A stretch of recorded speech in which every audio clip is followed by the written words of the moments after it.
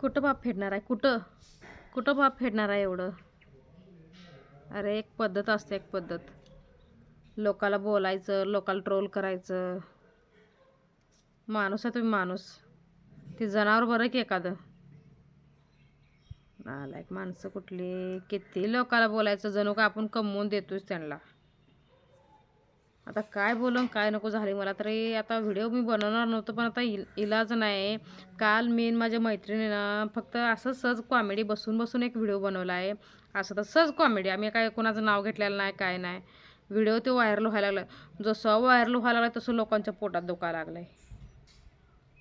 काय माणसं काय काय बोलतेले. अरे लोकाला वाईट कमेंट करताना जरा विचार करा.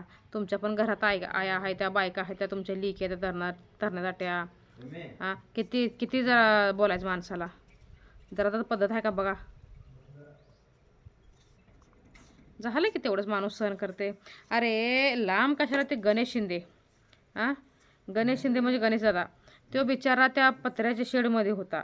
जेव्हा तो पत्र्याच्या शेडमध्ये होता त्याला खायला अन्न नव्हतं. त्याची लहान लहान मुलं, त्याची बायको, त्यांची परिस्थिती गरीब होती. तेव्हा त्यांना खायला आणायला मागवतं तर त्यांना कोण मदत केली का? हां बाबा तू काय खातोय, घरात काय पितोय, तुझी लेकरं काय करते, तुझी बायको काय करते, असं करून विचारलं का त्याला? तुला का कमी पडले का, काय देऊ का?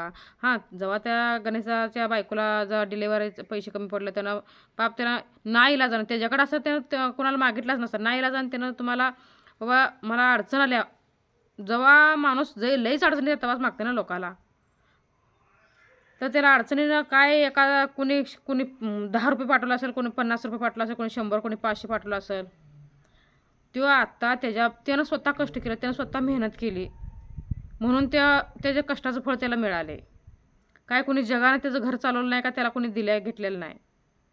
हां त्याला किती बोलतात लोक. आणि तसंच आम्ही पण बरं त्याचा विषय राहिला तर त्याने त्याच्या कष्टाने त्याच्या नशिबानं मिळालं.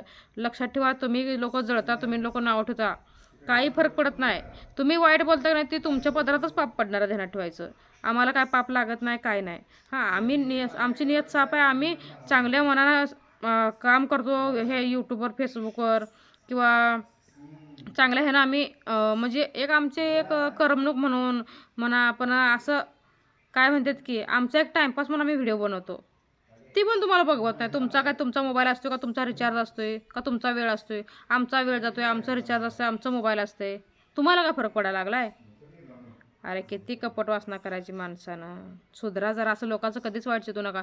तुम्ही जेवढं आम्हाला वाईट बोलताल तेवढं तुम्हाला पाप लागणार. तुमच्या पण घरात सगळं ती तुमच्या पदरात पडणार. सगळं झाडाची फुलं झाडाखाली पडणार. त्याच्यामुळे आम्हाला काही फरक पडत नाही. तुम्हाला किती भुकायची भुका. यासाठीच मी व्हिडिओ बनवला आहे, बाकी काही नाही.